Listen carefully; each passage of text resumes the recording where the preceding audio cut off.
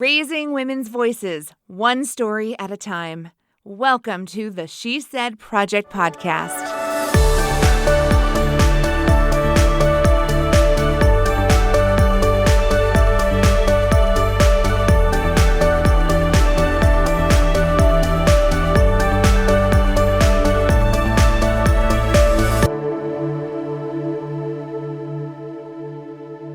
Well, hello, friends and fans. This is Jenette Hendricks, your co-host on the She Said Project podcast. So glad you can join us. With me in the studio, my co-host, Kerry Rosso, founder, creator, imaginator of the original That's What She Said concept. That's my favorite title. I've never heard that, imaginator. Well, you guys started I like it. Shenaniganator. Shenaniganator, but you also had a really cool title in the early days. You called yourselves the Show Conspirators. Mm-hmm. Tell me about the origin of that. It was constantly riffing off of each other. And because we didn't have theater backgrounds, we also didn't want to pretend that we were anything we weren't. We loved shenanigans. We loved telling women's stories.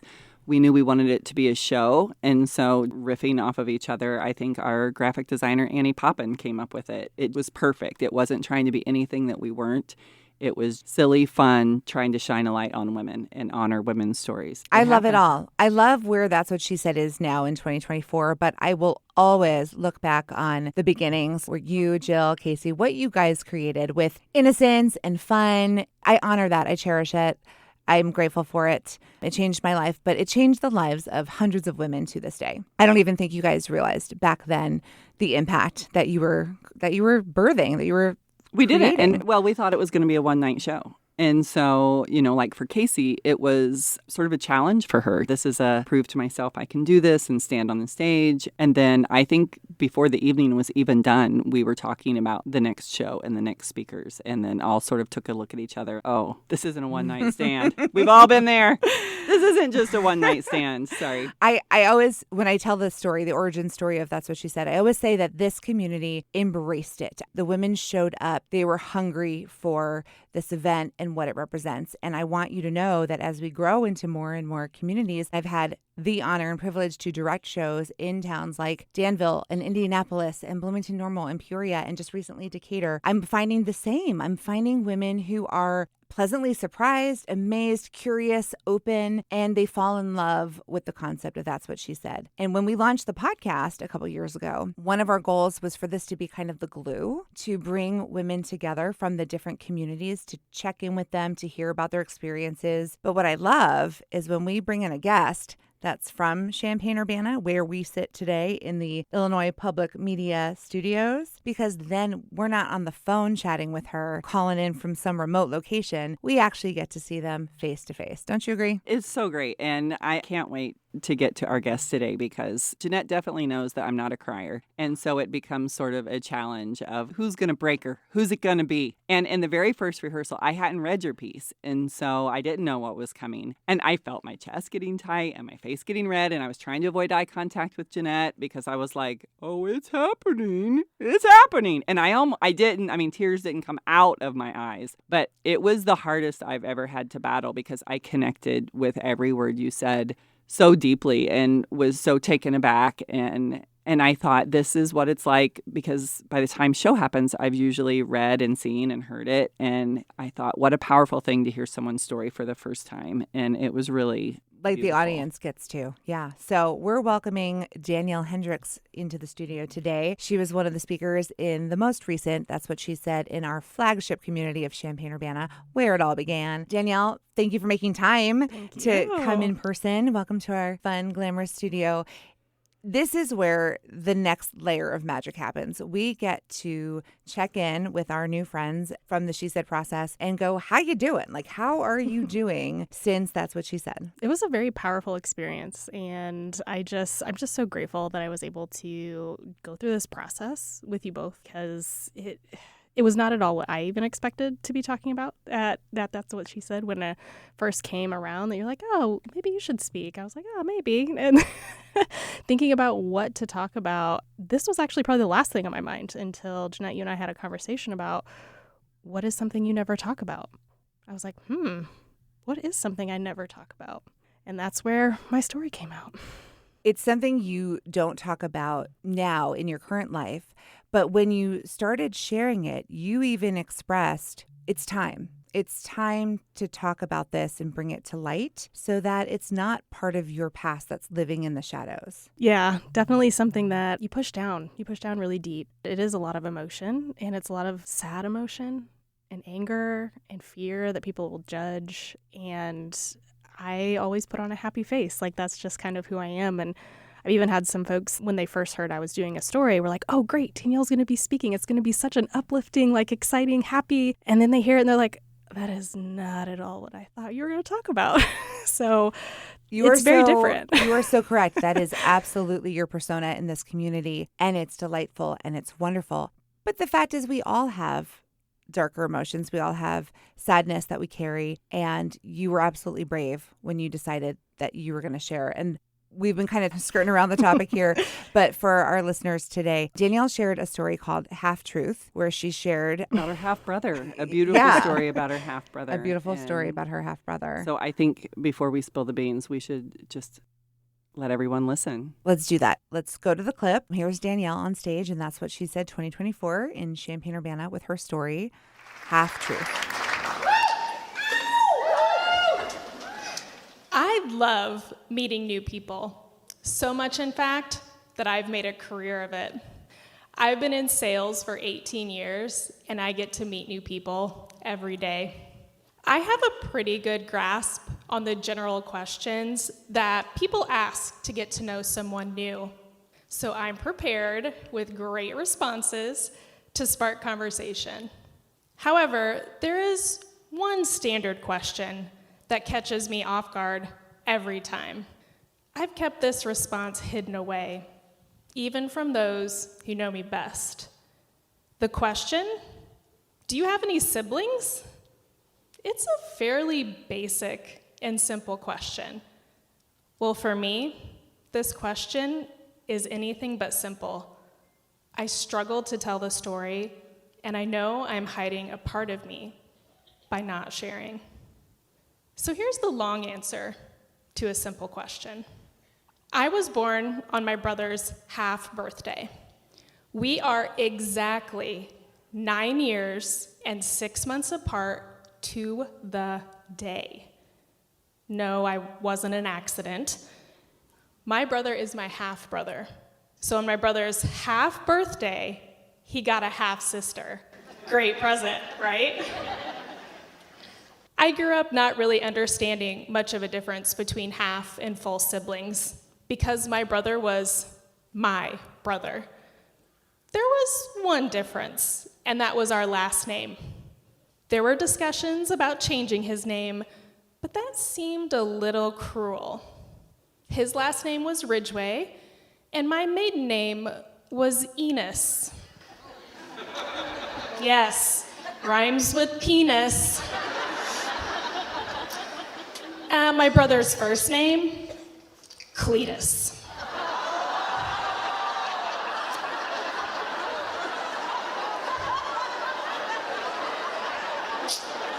Yeah, can you imagine naming a boy Cletus Enos?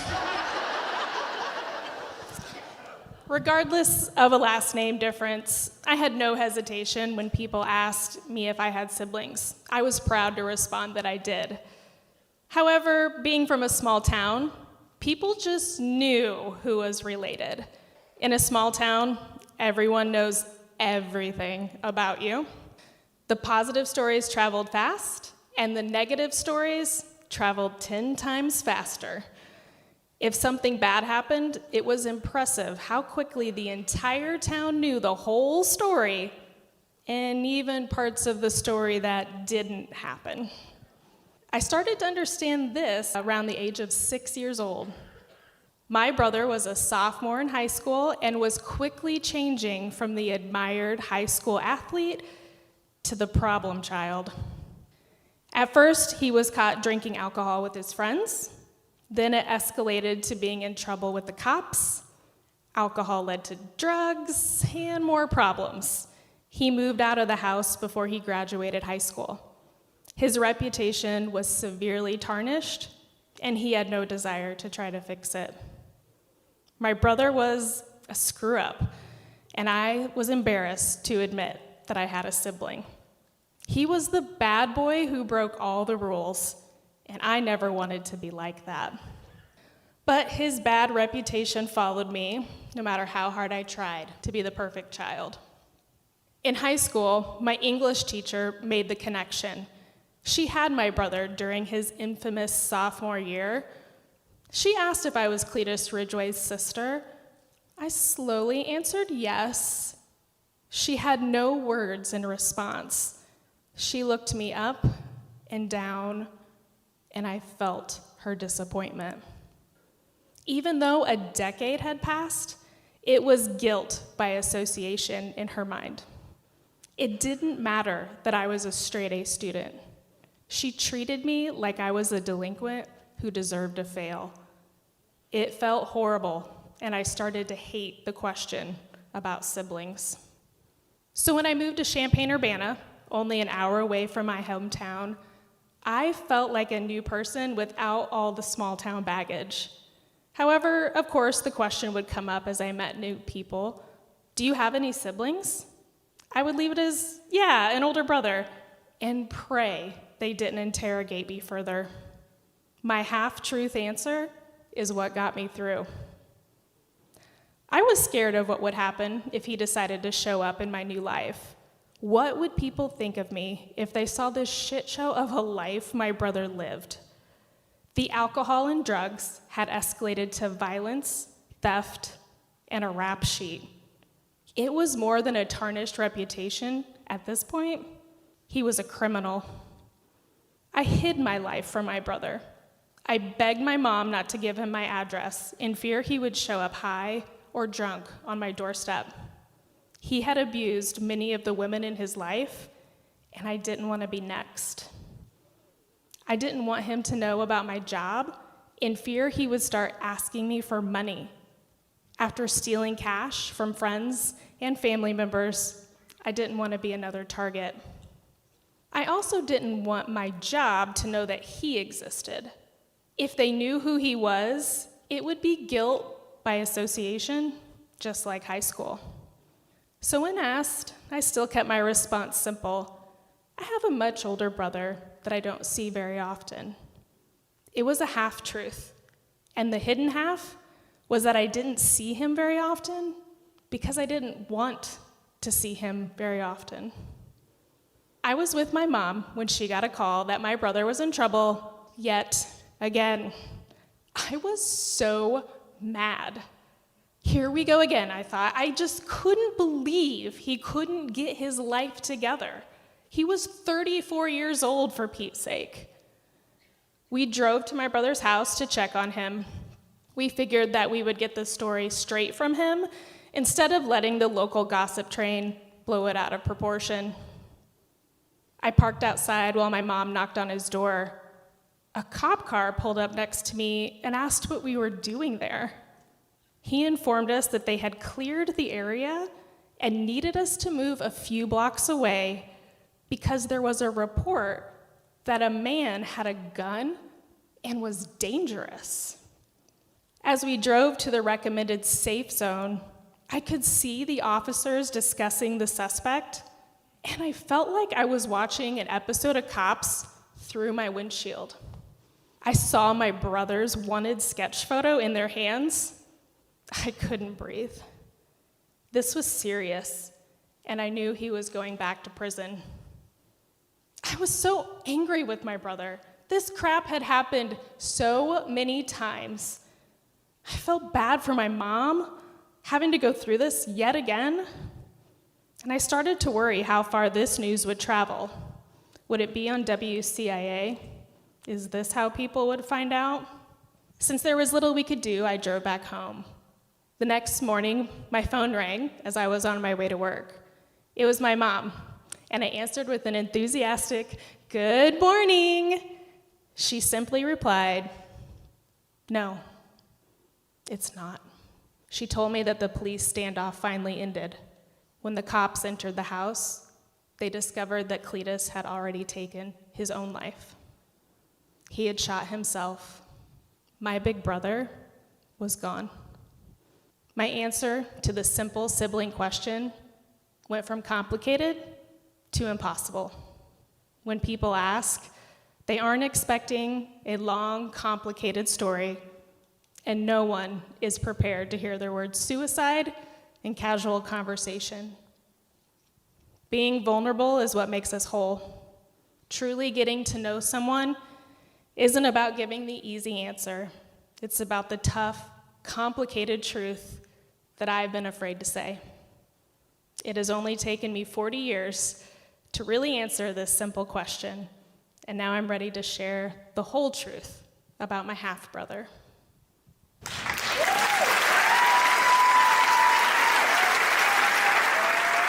So I'm so glad that I was able to sort of prep myself for that before sitting in a theater with people. But I think it was so touching. And I was thinking about what you guys were saying about your happy persona. And I think that it was such a great message. It was great for anybody who heard it for the first time and didn't know you, but for people who knew you and had that impression, I think it's really important for people to recognize it's the old thing of don't judge your insides by someone else's outsides. And, you know, you are this happy person that spreads all of this joy and has that persona, but also everybody has the full range. Everybody has funny and joyful, and also what comes with living a life is that there are also those stories.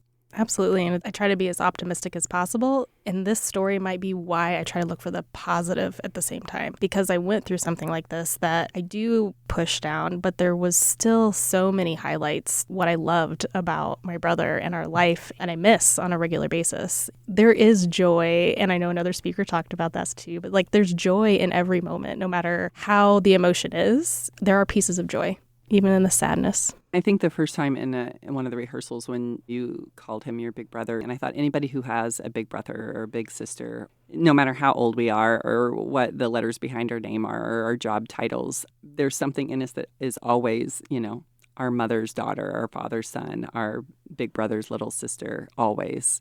And it really resonated, I think, with so many of us because of that. Oh, yeah.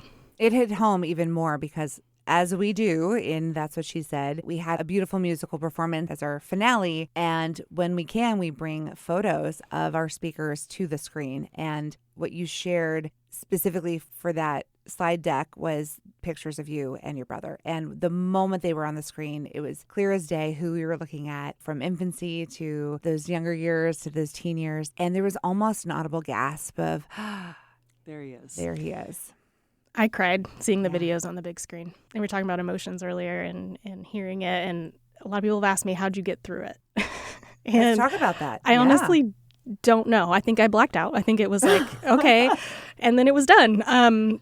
And I actually went back and listened to myself the first time when the videos were released. And I cried at my own speech. Like I just sat there and it wasn't till the end. And I had choked up a few times getting to the end part, because I knew what was in those words. I knew what was there. I don't know how I made it through on stage, but listening to it again, I broke down and I just released all of those tears again. Well, I'm going to give you some credit here, because when you have a story that is this raw and this charged, emotionally charged, you did the work. You rehearsed enough so that you could confidently get through it. And that's important in a piece like this. Anyone who's listening who's into storytelling, if you want to get to a final performance, you have to put in the work and practice. This is just proof right here, because otherwise, I don't know, like you said, if you would have made it through. But you showed up. You showed up to every rehearsal. You supported everyone else. You went through it every single time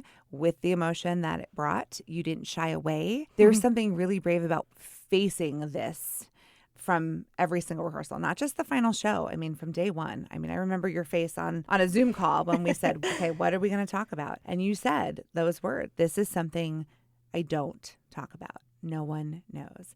And then it ends with your final line, I am now ready to share the whole truth about my half brother. Yeah. Even the parts on stage that I talked about, I mean, that was a sliver of the story. So I felt a little weird saying I'm ready to share the whole truth, because that was so much more. 8-10 minutes worth of the story. But there is so much more with it. And I've had a few people, I talk to afterwards, and it's like, okay, and then how did this happen? And they ask me more deeper questions of the aftermath. And, just thinking about how do you live your life thinking about having this grief that you live with day to day. And, it never goes away.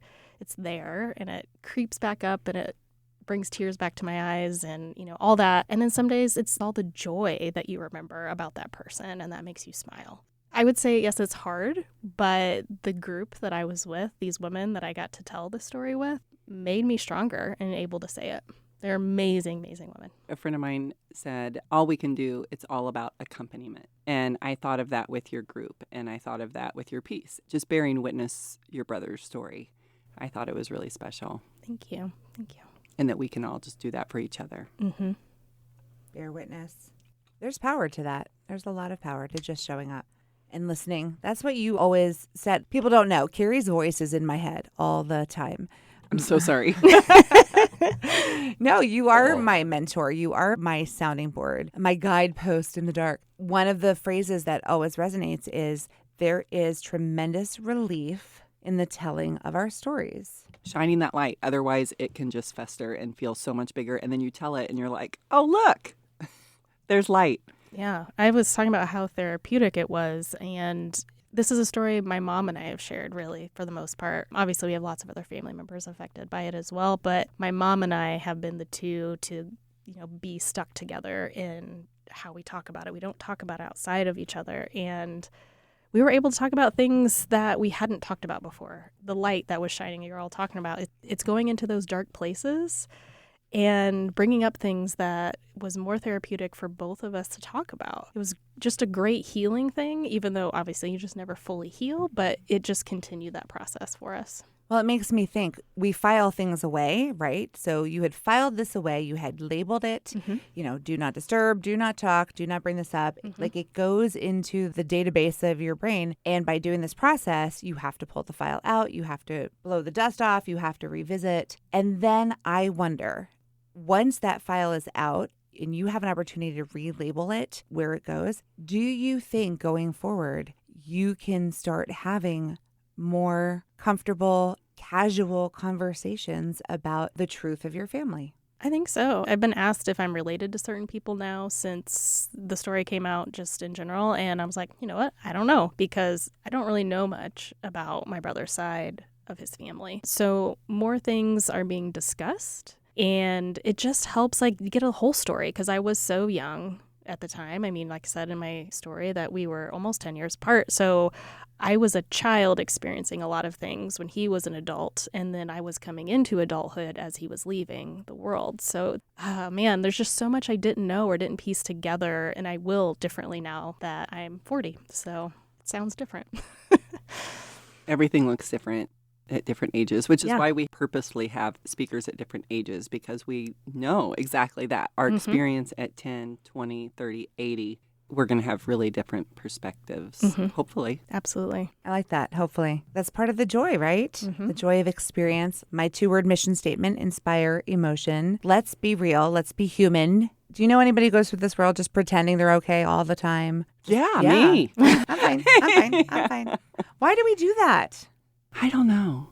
It's just tricky, I think, because we just learned to start putting things up. How are you fine? How are you fine? Moving on. And I hope that that's what this experience does, not just on the night of the show and not just with the cast, but gives permission to do all the stories. Yes, there are some that are funny and uplifting and some that are just silly, but to tell those and to really appreciate them, you have to know the other stories. And then hopefully after the show, all these conversations are happening at the same time. That's beautiful. To quote another She Said speaker, if I may, because that is what this has started doing to me. All these stories coalesce in my brain, in my noggin. And we had a beautiful speaker in the first show in Macon County, in Decatur, Illinois. And just this one line, every time she said it, I got tingly. Like, that's such a quote, is you can't be there for the heartwarming moments if you're not there for the heartbreaking ones.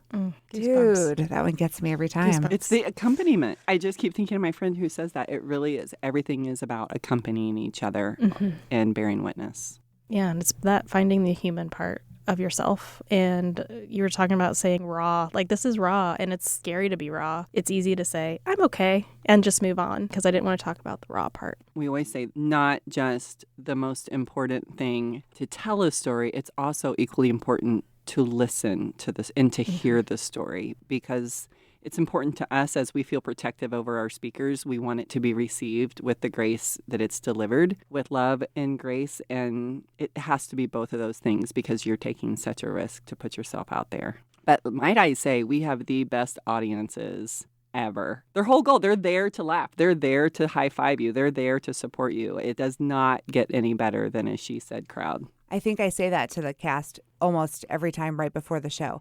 Every single person here showed up to see you succeed, to celebrate you. There is no one in this room who's here to see you fail or anything less than be your most amazing self. There's not enough spaces in this world where women are celebrated for being vulnerable and being themselves and being honest. That is the little corner of the world that we try to create. Absolutely. I knew even if I fell flat on my face because I tripped over something, the women on the stage would pick me up, and I felt like the crowd would too. There was such a good vibe being on stage. Would you do it again? 100%. Ooh. Love it. But I'm also that, weirdo that loves public speaking. So that's how I first was like, sure, I'll do that. I love public speaking. Oh, that's awesome. There's nothing like this. It's storytelling and public speaking for work, for career. This was very so different. That was the challenge for me. It was like, oh, this isn't like giving a presentation at work. This is a little more intense than that. One of your castmates said they were very comfortable saying someone else's words, but to get up there and say their own words, it is a very different experience. Mm-hmm. Could not have said it better. Danielle, thank you for being on the stage. You're the best. Thank you for being here in the studio. Thank you for being a friend. And the months that we got to spend together are priceless. I will cherish them always. I get the pleasure of seeing you in our community quite frequently, so I'm a lucky duck. So there. Me too. And to our listeners, I do want to say, if anything that you heard on today's podcast made you feel something or triggered something in you, go talk to someone. Talk to a family member, see a counselor. Make it okay to not be okay and talk to someone. Don't live in the not okay. Don't be like, I'm not okay. I live here.